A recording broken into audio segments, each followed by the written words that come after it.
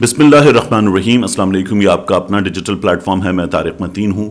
مسلم league نون کے دو plans گزشتہ کچھ دنوں میں سامنے آئے ہیں، بلکہ گزشتہ کچھ یوں سمجھ لیجئے کہ 48 گھنٹوں میں سامنے آئے ہیں. یہ جو دونوں پلانز ہیں، ان میں سے ایک پلان کے ذریعے تو مسلم لیگ نون نے باقاعدہ طور پر سمری جو آ چکی ہے، پرائم منسٹر آفس وصول ہو گئی ہے، اس سمری کا، اس اہم ترین عہدے کا باقاعدہ مذاق بنا کر رکھ دیا مسلم لیگ نون نے. یہ مسلم لیگ نون کا پلان کیا تھا؟ مسلم لیگ نون کا یا بلکہ نواز شریف کا اگلا پلان کیا ہے، یہ بھی مسلم لیگ نون نے بڑی حد تک واضح کیا ہے. اس کی بھی بات کریں گے. اور اس کے علاوہ اس معاملے پر جو ایک اہم ترین افسر کی تعیناتی کا معاملہ ہے، اس معاملے پر گند کس نے ڈالا؟ یہ ہر طرف الزام لگتا ہے. ابھی میں آپ کے سامنے رکھوں گا کہ گند سب سے زیادہ کس نے ڈالا ہے، ثبوتوں کے ساتھ آپ کے سامنے رکھوں گا تو یہ بھی بات کلیئر ہو جائے گی. سب سے پہلے یہ جان لیجئے کہ سمری کا جسے پتہ ہونا چاہیے تھا، اس نے یہ ظاہر کیا کہ اسے نہیں پتا. میں نہیں کہہ رہا کہ اسے نہیں پتا، میں یہ کہہ رہا ہوں کہ اس نے یہ ظاہر کیا کہ اسے نہیں پتا. ہوا کیا؟ ہمارے سامنے کچھ رات 10:30 بجے کے آس پاس انصار عباسی صاحب جیو نیوز پر آئے اور انہوں نے آ کر یہ بتایا کہ سمری موصول ہو گئی ہے. یہ بتانے کے ساتھ کہ سمری موصول ہو گئی، انہوں نے بتایا کہ 6 سینئر موسٹ لیفٹیننٹ جنرلز کے اس میں نام ہیں.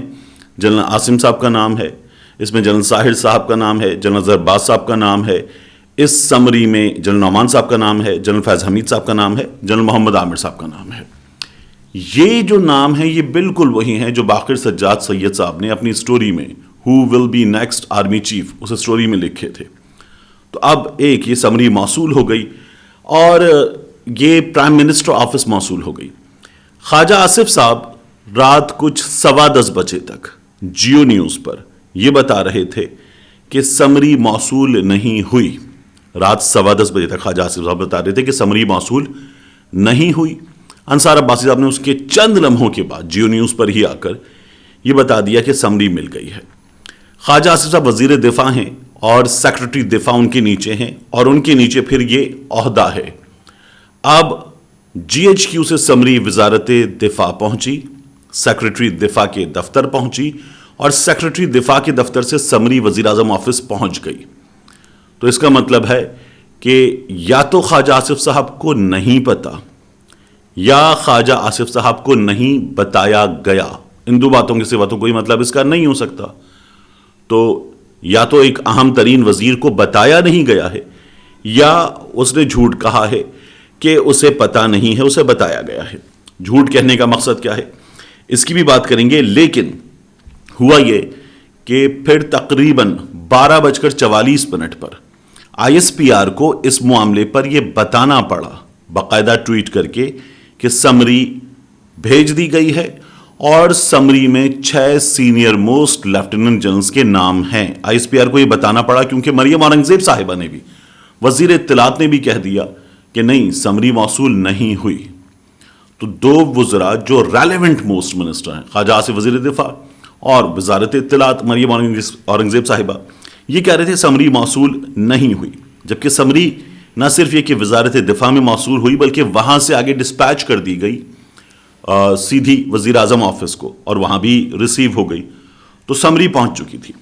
پھر رات کو تقریباً 1:30 بجے کے آس پاس 1:26 پر ایگزیکٹلی خواجہ آصف صاحب نے ٹویٹ کیا کہ سمری موصول ہو گئی، باقی معاملات بھی جلد طے پا جائیں گے. یہ خواجہ آصف صاحب نے آئی ایس پی آر کے ٹویٹ کے بعد 12:44 پہ ٹویٹ آیا، اس کے بعد خواجہ آصف صاحب نے کہا تھا. تو حکومت چھپا رہی تھی. اس سے پہلے، چھپانے سے پہلے حکومت کیا کر رہی تھی؟ وزراء شاہد خاقان عباسی ہوں، رانا ثناء اللہ ہوں، خود خواجہ آصف ہوں، جاوید لطیف ہوں، یہ مسلسل شور مچا رہے تھے کہ سمری آ جانی چاہیے، سمری نہیں آئی، سمری کا نہ آنا غیر آئینی ہے، سمری آئے یا نہ آئے تعیناتی ہو جائے گی، وزیر اعظم ایکشن لیں گے، وزیر اعظم ایکشن لیں گے، سمری کے بغیر کریں گے، ابہام پیدا ہوگا. یہ تمام باتیں نون لیگ کے لوگ کر رہے تھے. کل یہ سمری پہنچی ہے، اس سے ایک دن پہلے ایک لیٹر پرائم منسٹر آفس سے لکھا گیا وزارت دفاع کو، وزارت دفاع سے لکھا گیا جی ایچ کیو کو، اور وہاں سے سمری بھیج دی گئی. لیکن یہ لوگ خود اس سے پہلے مسلسل سمری بھیجنے کو متنازع بنا رہے تھے. اب آ جائیے اس معاملے پر کہ عہدے کو متنازع کون بنا رہا ہے. اس عہدے کو متنازع بنانے کا کام نواز شریف نے شروع کیا تھا اور انہوں نے جنرل باجوہ پر بہت سنگین الزامات لگائے تھے. نہ صرف حکومت گرانے کے الزامات لگائے بلکہ نواز شریف صاحب نے, جو میں آپ کو بار بار بتاتا ہوں, مریم کو اسمیش کرنے کی دھمکی دینے کا بھی الزام لگایا.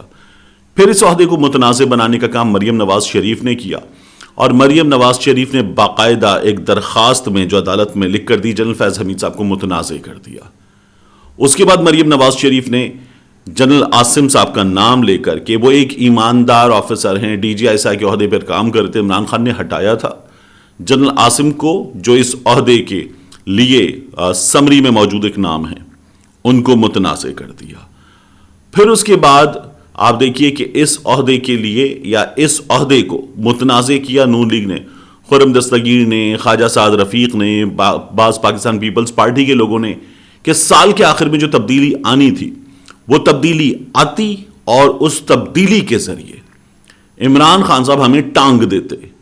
تو انہوں نے یہ بتایا کہ اگلا چیف جو بھی آئے گا, اور یہ انہوں نے پہلے بتایا, اگلا چیف جو بھی آئے گا وہ عمران خان کے خلاف, عمران خان کے ساتھ مل کر ہمارے خلاف کارروائی کرے گا. تو ان لوگوں نے اس عہدے کو متنازع بنایا, بار بار بنایا, مل کر بنایا. پھر عمران خان صاحب اقتدار سے نکالے گئے اور عمران خان صاحب نے یہ ریسنٹلی ایک سے زائد بار کہا ہے کہ اگلا چیف جو آئے گا وہ مجھے نااہل کرے گا, یعنی یہ اس اگلے چیف کے ساتھ مل کر نون لیگ کے لوگ مجھے نااہل کریں گے, یہ عمران خان صاحب نے کہا ہے. تو متنازع بنانے والے کام میں ابتدا نون لیگ نے کی تھی. عمران خان صاحب کا یہ بیان بھی ایسے ہی قرار دیا جاتا ہے کہ عمران خان صاحب نے بھی اس عہدے کو متنازع بنانے کا کام کیا. خواجہ آصف صاحب نے جب نون لیگ آ گئی اس معاملے پر کہ عمران خان سے بات چیت کی جائے اور باقاعدہ طور پر بات چیت کا آغاز کر دیا گیا, تب خواجہ آصف صاحب نے باقاعدہ قومی اسمبلی میں کھڑے ہو کر کہا کہ ایک بار چیف کی تعیناتی ہو جائے, ہم اس کے بعد عمران خان سے دو ہاتھ کر لیں گے, نمٹ لیں گے. تو خواجہ آصف صاحب نے اگلا چیف آ جائے گا پھر عمران خان سے نمٹ لیں گے, اگلے چیف کو بھی متنازع بنا دیا. اور کون بنا رہے متنازع اگلے چیف کو؟ پاکستان کا وزیر دفاع پاکستان کے اگلے آرمی چیف کو متنازع بنا رہا ہے. یہ پھر ہمارے سامنے نون لیگ نے ایک بار پھر کر دیا. اب اس سلسلے میں ایک بات اور ہو رہی ہے اور بہت زیادہ زور و شور کے ساتھ ہو رہی ہے کہ نون لیگ ایک نام پہ اصرار کر رہی ہے. اب وہ نام سمری میں موجود ہے. پہلے جب سمری کنوے کی گئی, میں نے آپ کو خبر دی تھی, کنوے کی گئی, تو نون لیگ کو بتایا گیا کہ یہ نام اس لیے نہیں ہو سکتا کیونکہ یہ نام جس روز اس عہدے پر تعیناتی ہونا ہے اس روز دستیاب نہیں ہے. پھر سمری کا معاملہ اٹک گیا, ہم نے یہ دیکھا, ایسی خبریں آنے لگیں. اور اس کے بعد گزشتہ روز آصف علی زرداری صاحب شہباز شریف صاحب سے ملے. یہ پہنچے جب پرائم منسٹر آفس, تو ہم نے دیکھا کہ شہباز شریف صاحب نے پرائم منسٹر آفس کے دروازے پر آ کر زرداری صاحب کو ریسیو کیا.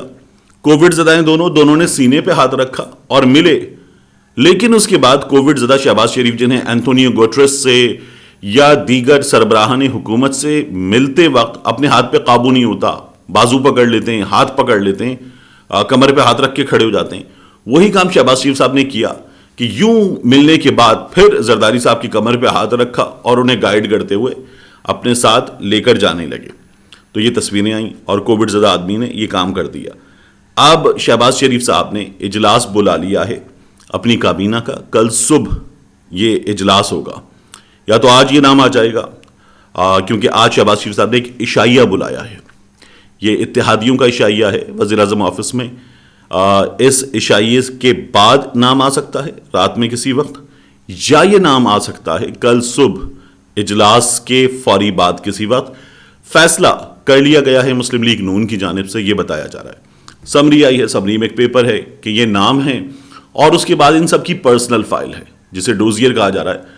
تو ان سب کی پرسنل فائل ہے ان میں سے ہر ایک آفیسر کی, اور ان کے بارے میں تمام تر ان کی معلومات ہیں کہ کریئر میں کس کس جگہ کہاں کہاں اہم ترین ذمہ داریاں انہوں نے انجام دی ہیں, ان کی ڈیٹ آف ریٹائرمنٹ کیا ہے, اور ان سب کی جو ترقیاں ہوئی ہیں اور کیا کیا ان کو میڈلز مل چکے ہیں, یہ تمام چیزیں اس میں لکھی ہوئی ہیں.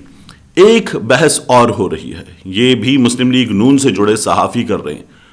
وہ یہ کہہ رہے ہیں کہ شہباز شریف صاحب ایسا تقرر کریں گے، یہ جملہ یاد رکھیے گا، شہباز شریف صاحب ایسا تقرر کریں گے کہ دوسرے سے پانچویں تک کی چھٹی ہو جائے گی. دوسرے سے پانچویں تک کی چھٹی ہو جائے گی. تو نون لیگ کے صحافی یہ کہہ رہے ہیں کہ پہلا موجود ہوگا اور پانچویں تک کی چھٹی ہو جائے گی، تو اس لسٹ میں پھر کون بچے گا؟ چھٹا. تو چھٹے پر ہیں جنرل محمد عامر صاحب، اور نون لیگ کے لوگ باقاعدہ طور پر اس چیز کو پھر متنازع بنا رہے ہیں کہ chairman joint chiefs of staff committee کے عہدے پر ان کا پھر یہ اشارہ ہے کہ جنرل عاصم ہوں گے، جنرل محمد عامر ہوں گے چھٹے نمبر پر، کیونکہ چھٹے نمبر والا اگر چیف بن جائے گا تو جو روایت ہے باقی لوگ سپر سیڈ ہو جاتے تو وہ استعفیٰ دے کر چلے جاتے. تو یہ کام ہو جائے گا. یہ بھی مسلم لیگ نون کے لوگ اس وقت کر رہے ہیں اور زور و شور کے ساتھ کر رہے ہیں. تو جو بھی نام ہے، میں نے بار بار آپ سے عرض کیا کہ یہ وہ آفیسرز ہیں جو اس ادارے کے بہترین معیار پر پرکھے گئے ہیں، تیار کیے گئے ہیں، اور یہ یہاں تک پہنچنے کی صلاحیت رکھتے تھے تو یہاں تک پہنچے ہیں. ان میں سے کوئی ایک آرمی چیف بنے گا. بعض لوگوں نے یہ بھی سوال کیا کہ جنرل ندیم انجم صاحب کا بھی اس سمری میں نام ہے یا نہیں. تو جنرل ندیم انجم صاحب سے پہلے چراغ حیدر صاحب ہیں، چراغ حیدر صاحب، اور اس کے بعد جنرل ندیم انجم صاحب. یہ دونوں نام سمری میں نہیں ہیں.